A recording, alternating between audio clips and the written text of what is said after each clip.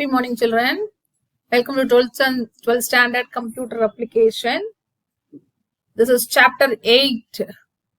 We are dealing with forms and files. Today, we are going to see about forms, how to handle forms. HTML, we have already created forms like that. When you create a form in HTML and after creating a form, we are trying to type the information.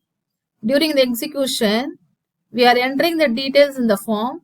After that, if we click submit button, what happens?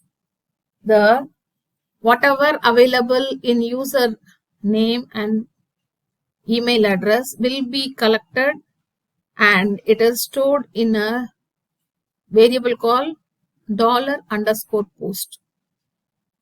Okay, so when you are trying to display the username with your additional message, that also can be done. So in this video, we are going to watch about that. Next is how to validate the form. Client-side validation can be done. There are two types of validation. PHP forms can be validated. That is, client-side validation can be done. In client-side validation, we can check whether the user entered the data in the text box. If the user is not typing the text and if they are leaving the text box as empty and trying to click submit button, what happens? Immediately one message should be displayed. That form is validated and it should display a message called please fill in this field. So what we are trying to do is we are trying to validate the form, whether the form is filled form. If they are not filling some details and trying to submit, that time a message called please fill in the field. Fill in this field. Field is nothing but a text box detail. So basic PHP form validation. Validation means what? It is to check the input data submitted by the user from the client machine is okay or not. So validation means to check the form whether the user enters the input data properly. If the user is trying to not to fill the form, if the user is not filling the form or leaving any text box mandatory information, then that time some message should be displayed. That is called as validation. There are two types of validation: client-side validation, server-side validation. Client side, we have to check. Client means our machine is called as client machine. The input data validations are performed on the client machine's web browsers using client side scripts like JavaScript or adding required. This word is very, very important. Required word is an attribute in HTML input tag. You know, to create a form tag is essential, as well as whenever you want to add text box, check box, list box, submit button, you need this input tag. And an attribute called required is used with this input tag. If you mention required, definitely that text box, if it is left empty without filling, a message will be displayed. Next is server-side validation. After the submission of data, validations are performed on the server side, not client side, using the programming like PHP, ASP, that is under these languages are server-side programming languages, not client side. Do you know a HTML form will take input from the site visitor? Whoever is visiting that site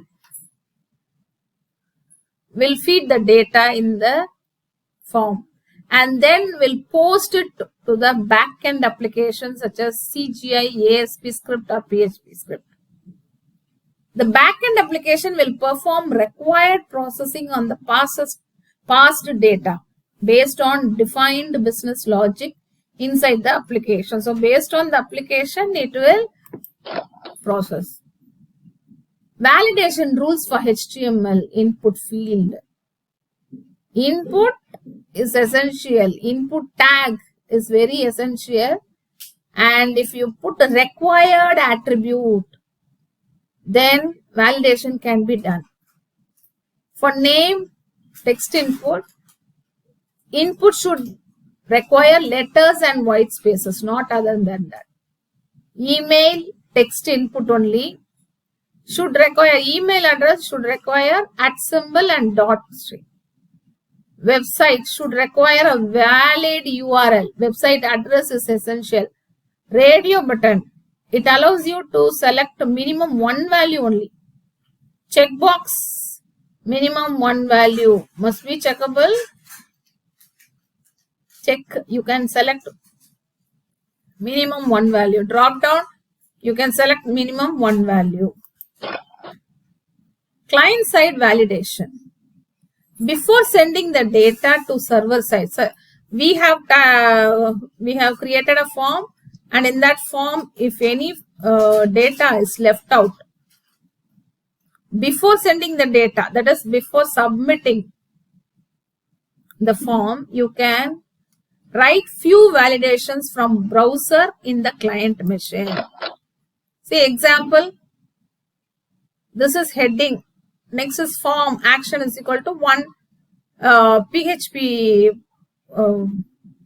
output will be already available. That action should be done. Then the username, one text box will be available, and that to see here, this is very, very important.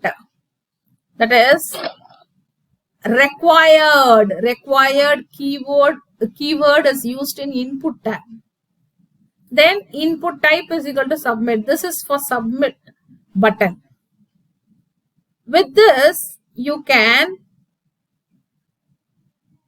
get validation. Okay, so I will show how to validate. See, I have started XAMPP server. Already it is in start position only. Status. So now go to Notepad. Validation is already I have typed. Validation file. Validation. See, whatever given in your book, I have typed the coding. HTML tag, body tag, form tag. For creating a form, you need form tag. And whenever you are trying to insert one text box, you have to type input tag. Input type is equal to text. Whenever you are using text box, the user is allowed to type text in that. This required attribute is very, very essential to validate the form. If the user is not entering the username in text box, and if they are trying to click the submit button, immediately one message will be displayed. See here, file, save, go to browser, type localhost,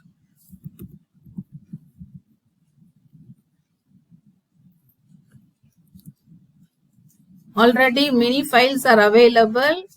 Now my file name is validation. Validation.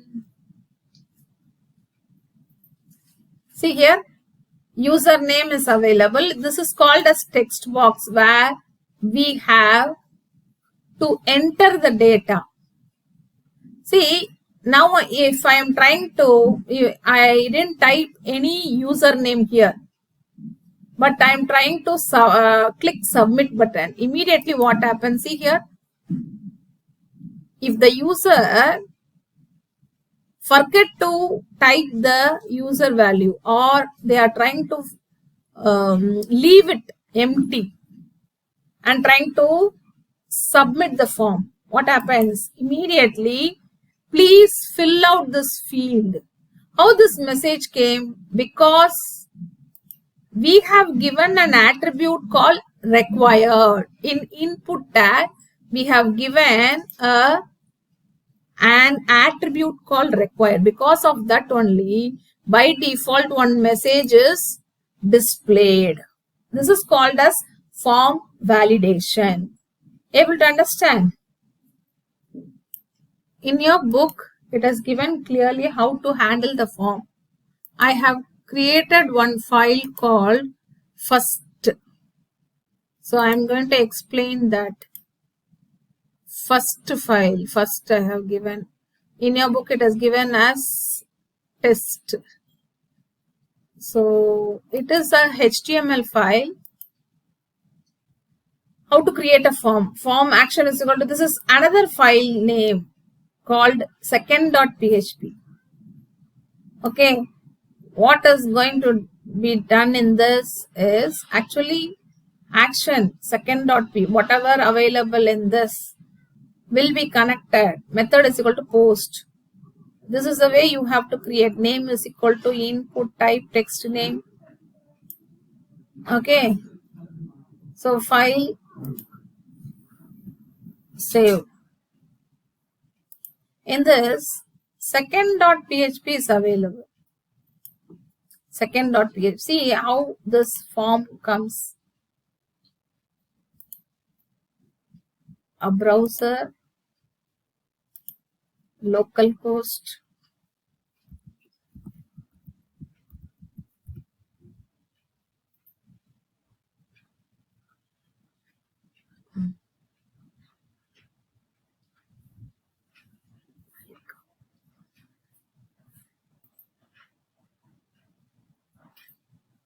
first.php, F5, HTML. See, this is the way the form is created. Now I'm trying, already some details are available. If I click here, what happens? Immediately, welcome. Another file called welcome will be in displaying a message called welcome Harish. Why it is coming like this? Already in another file, PHP file, I have typed welcome, and from the form it is collecting the detail Harish and it is trying to display by collecting the information from that particular form. Okay. See, from this form, it is collecting the name Harish. What is available in welcome.php? Welcome.php, or I have given not welcome. Second.